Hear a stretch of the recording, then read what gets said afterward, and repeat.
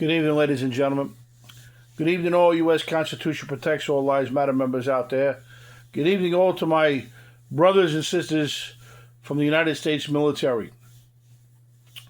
As we walk forward from the tragedy in Washington, D.C., on a supposed to be a festive day for all our families, we can accept a death of a loved one in the military if he's serving overseas and abroad. But to have them attacked on U.S. soil and killed because they wear the military uniform supporting the United States of America's Constitution is an act of treason, is an act of aggression, and is an act that must not go unwanted by the individual United States Attorney General for death by hanging. This individual supports Sharia law.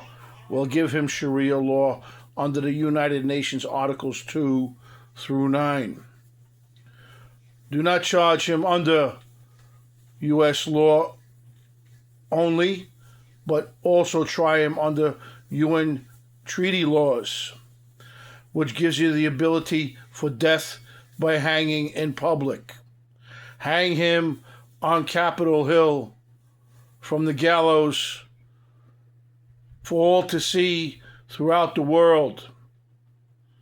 Hang him in public and show the support of the United States military and show the regret and the tragic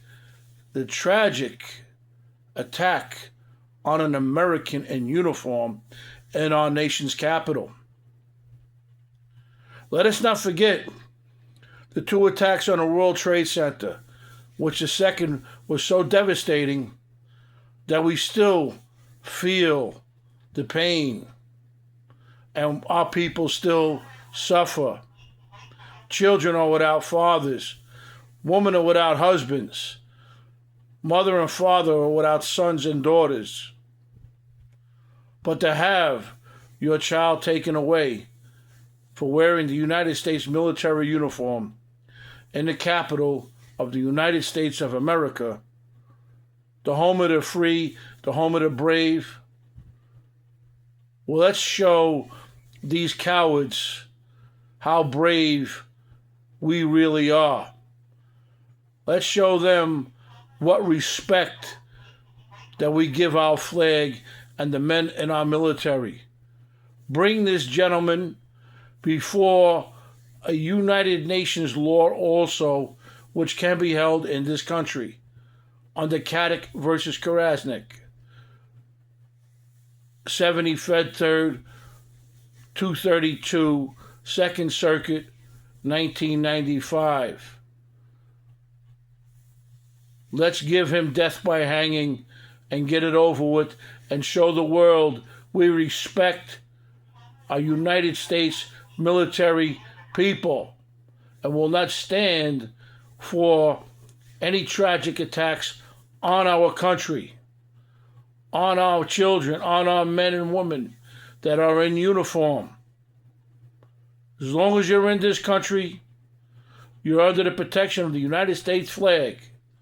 As long as you're in this country, you're under the United States Constitution's umbrella of protection. And that umbrella of protection was breached when those two individual military personnel was shot.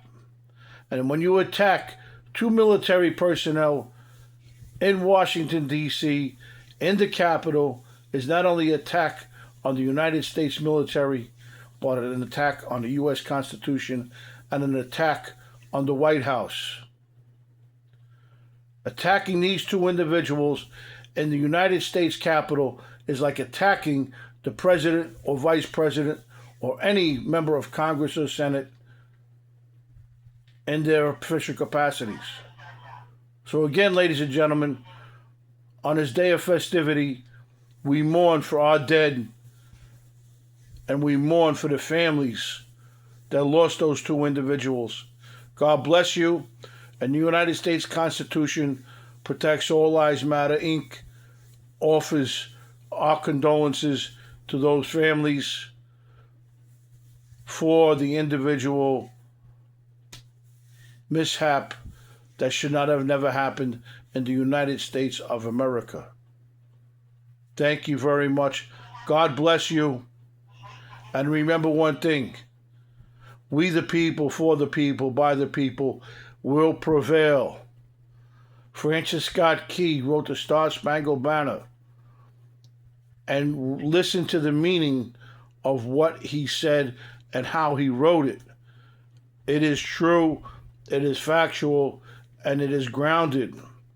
That's why that flag never touched the ground while it was getting bombarded, Fort McHenry, by the whole British fleet. And we need to pick up our men and women who foil on the ground and bring them home? No. But when we got to pick them up on our soil in the United States and bring them to their families, that is an attack on the United States of America. Thank you very much. God bless you, and happy Thanksgiving.